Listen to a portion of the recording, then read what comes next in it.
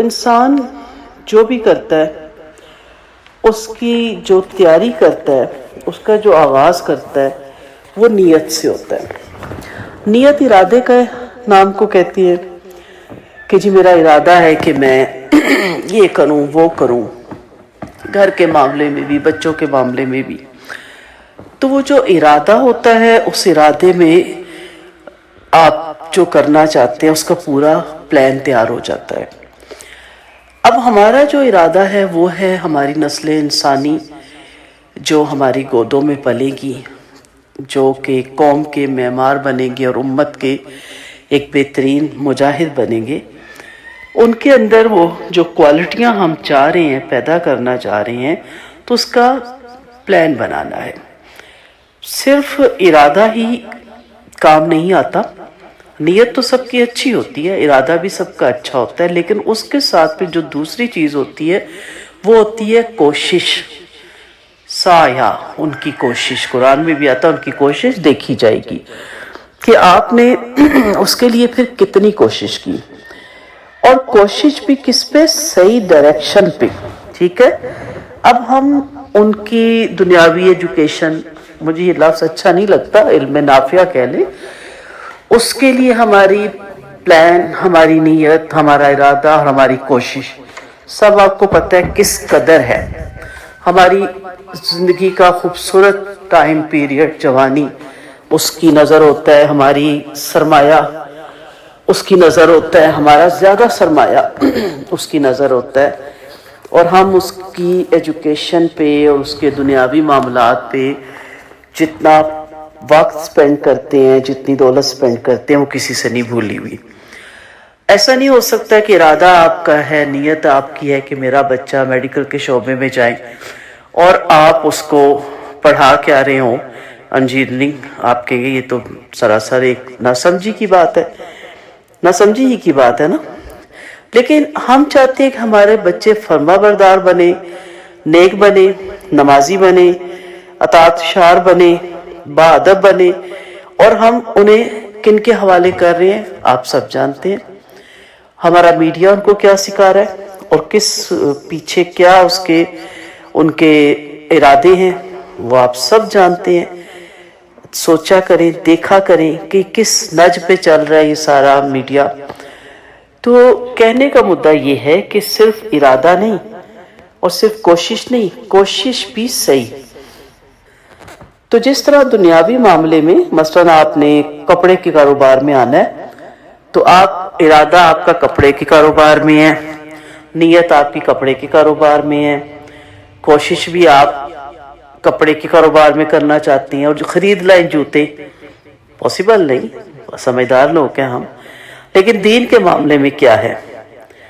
تو پھر آپ خود فیصلہ کر سکتی ہیں کہ صبح سے لے کے یا پریگنینسی سے لے کے ڈیلیوری، اور ڈیلیوری کے بعد سے لے کے اس جوانی تک ان بچوں کے لیے ہم کیا کرتی ہیں۔ جن بچوں کو آپ اتنی محنت کے بعد ڈاکٹر بنوا سکتے ہیں اللہ کے حکم سے، انجینئر بن سکتے ہیں وہ، پائلٹ بن سکتے ہیں وہ، بہترین تاجر بن سکتے ہیں وہ، لیکن وہ بہترین قرہ، بہترین علماء کیوں نہیں بن سکتے؟ کیونکہ ہماری نیت ارادہ تو بہت خالص تھا، ہماری کوشش جو تھی نا وہ صحیح ڈائریکشن میں نہیں تھی۔ تو میں پھر دہراؤں گی، نیت، کوشش اور صحیح ڈائریکشن میں کوشش۔ اس کا آغاز جیسے ایک حمل والی عورت کیسے کرے؟ حمل والی عورت کو چاہیے کہ پریگننٹ ہونے کے بعد سے یہ نیت کرے، نمبر 1 کہ اے اللہ میں اس بچے یا بچی کو دین کا خادم بناؤں گی، اس کی ایسی تربیت کروں گی کہ یہ عمر بھر آپ کے دین پر خود بھی عمل کرے اور دنیا بھر میں دین اسلام پھیلائے، ہزاروں کافروں کو اسلام میں داخل کرنے کا ذریعہ بنے، مسلمانوں میں ایمان کی تازہ روح پھونکے اور دین کا سچا غلام بن جائے۔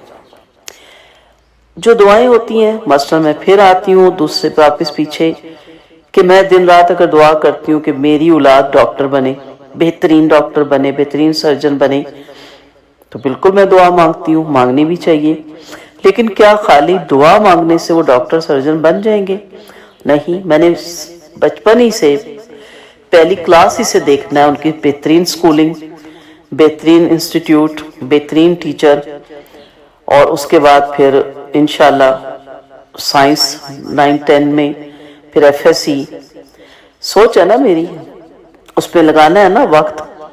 अब ये भी दुआ शामिल जब हमने करनी है इंशाल्लाह, तो फिर स्टार्ट से ही माँ के पेट से लेके, गोद से लेके, फिर ढूंढने हैं ना ऐसे लोग, ऐसे इदारे, ऐसे काम जिससे हमारे बच्चे के अंदर ये सलाहियतें पैदा हों कि वो दीन का सच्चा खातिम बने। बनाए आप बच्चों को, सब कुछ साथ बनाए। हमें ज़रूरत है अच्छे डॉक्टरों की, अच्छे स्कॉलर की, सब ज़रूरत है अच्छे प्रोफेसर की। आप जो मर्जी उनको करवा लें, वो बेहतरीन इंसान उससे नहीं बनेंगे। बेहतरीन डॉक्टर बन जाएंगे, लेकिन इंसानियत शायद उनके अंदर ना आपको नजर आए। फिर वो जो कमाएंगे, जिस तरह वो कमाएंगे आप सबकी नज़र में है, बेहतरीन प्रोफेसर भी बन जाएंगे, स्कॉलर भी बन जाएंगे, लेकिन इंसानियत सिखाती है तो कुरान और हदीस। उससे हम बाहर निकल के इंसानियत नहीं सीख सकते। फिर दूसरी चीज़ क्या नीयत होनी चाहिए कि मैं इसको कलाम इलाही के हिफ्ज़ पर लगाऊंगी, ताकि ये हिफ्ज़ करे और दुनिया और आखिरत की नेमतों से माला माल हो जाए। हम तो उस तरफ सोचते ही नहीं ना। अगर हम मेडिकल की इतनी मोटी मोटी किताबें, वो हम जाके जी 20 साल में, 19-20 साल की उम्र में हिफ्ज़ कर सकते हैं। मुझे रश्क आता है डॉक्टर्स जब मेडिसिन लिख रहे होते हैं, और लातेदाद मेडिसिन है, लिमिट नहीं है, उन्हें सब याद होती हैं। ज़बानी लिखते हैं ना, कि देख के लिखते हैं, लेकिन हिफ्ज़ के मामले में हम कहते हैं नहीं, इतना लोड, इतना बोझ, ये कैसे करेगा, याद कैसे रखेगा। क्यों नहीं याद रखेगा, रखा जा सकता है। अगर मेडिसिन में इतनी अनलिमिटेड मेडिसिन याद की जा सकती है, तो कुरान नहीं याद किया जा सकता।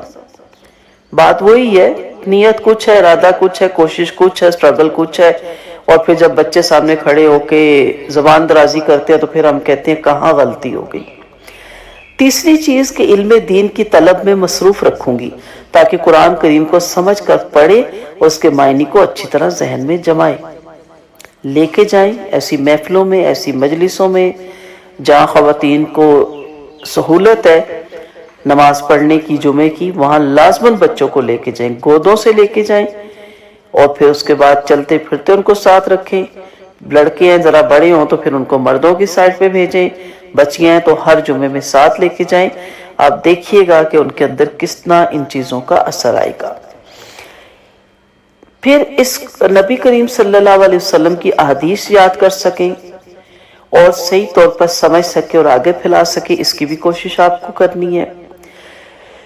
चौथी चीज़ है कि इसको बहुत ही मेहनत से अच्छी तरह अरबी सिखाएं, ताकि ये बच्चा, ये नियत हो कि मेरे जिगर का टुकड़ा कुरान मजीद की ज़बान, अहदीस की ज़बान, आप सल्लल्लाहु अलैहि वसल्लम की ज़बान, जन्नत वालों की ज़बान सीख सके, और इस ज़बान के ज़रिए इसमें अच्छी सिफात पैदा हों और लाखों इंसानों में से ये अच्छी सिफात फैलाने वाला बन जाए। हज़रत अनस रज़ी अल्लाह अन्हु ने आप सल्लल्लाहु अलैहि वसल्लम का इरशाद नकल फरमाया कि जो शख्स अपने बेटे को नाज़राए कुरान शरीफ सिखा दे, उसके सब अगले और पिछले गुनाह माफ़ हो जाएंगे, और जो शख्स हिफ्ज़ करवाए उसको क़यामत में 14वीं रात के चांद के मुशाबा उठाया जाएगा और उसके बेटे से कहा जाएगा कि पढ़ता जा और जन्नत के दर्जों पर चढ़ता जा। जब बेटा एक आयत पढ़ेगा तो बाप का एक दर्जा बुलंद हो जाएगा। इस तरह तमाम कुरान करीम पूरा हो जाएगा। अल्लाह हमारे औलादों को नेक बनाए और कुरान से मोहब्बत करने वाला बनाए। माँ जैसी नियत करती है, होने वाले बच्चे पर इसका असर वैसा ही पड़ता है।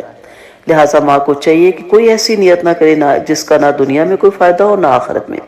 अगर शैतान कभी ऐसी बात दिल में डाले तो आऊज़ बिल्लाह कसरत से पढ़े और अल्लाह पाक की बारगाह में गिड़गिड़ा कर दुआ मांगे कि या अल्लाह मेरी, हमारी, हमारे होने वाले बच्चे की शैतान से खूब हिफाजत फरमाइए।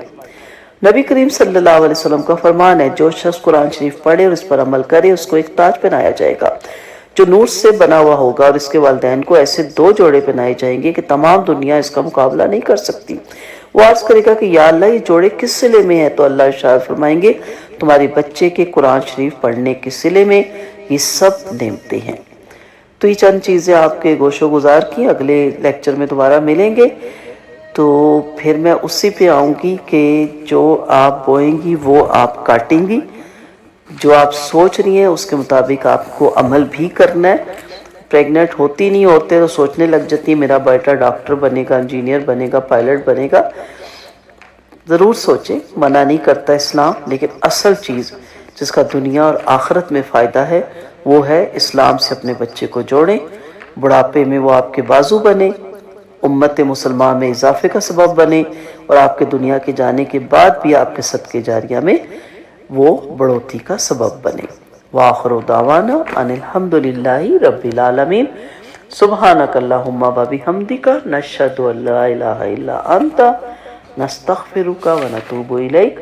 अस्सलामु अलैकुम व रहमतुल्लाहि व बरकातुहू।